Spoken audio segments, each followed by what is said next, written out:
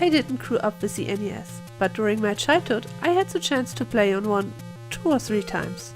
One of these times, the person who owned the NES also owned The Legend of Zelda. So I put the game in and played it.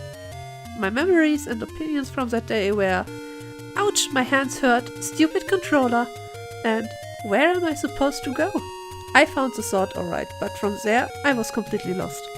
Of course it didn't help that the German version wasn't translated, and I didn't spoke a single word of English back then. So I didn't even knew what the guy with the sword told me. The next time I got to play the game was years later on the GameCube, as I got the Zelda collection for it. By that time I spoke English, not as good as today, but enough to understand what was written on the screen. But I was lost again, and didn't have the patience to deal with the game at that point, especially with more Zelda games on hand that were easier to get into and as unknown to me as the Legend of Zelda itself. So again, I didn't play it much. The third time I came in contact with the game was on the 3DS. I don't know if it's a handheld magic, because I have an easier time with a difficult game if I play it on a handheld for some strange reason, or if it's because I was an adult by now.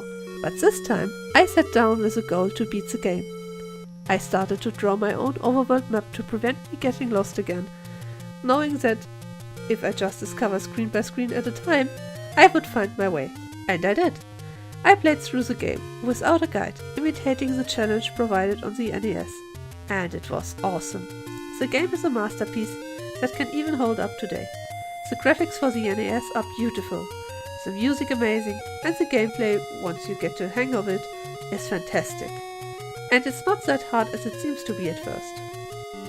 Unfortunately, I can't the same things about The Adventure of Link, or Zelda 2. Sure, the graphics and music were top-notch again, but the gameplay? Yeah, no.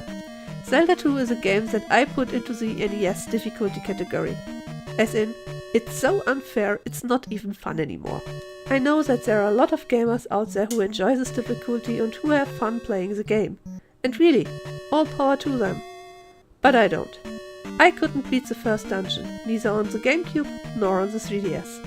I later tried my luck with the use of all the cheats available, invincibility, save states, and so on, and still gave up frustrated after a while, because all of this didn't help against the annoying pushback on getting hit that continued to throw me into every pit I jumped across. The Adventure of Link was a try to add a new gameplay and formula to the series. It's a teenager of the franchise that tries to find its way and its place in life, and it just didn't work out. The RPG elements were so insignificant that they were unnecessary. The side-scrolling wasn't as enjoyable as the top-down battles from the first game, and the difficulty was a cheap way to try getting players to rent the game over and over again. Nor was the Zelda ever tried to use the elements of Zelda 2 introduced, which I think is a clear sign that even back then, the game wasn't received as positively as the first game.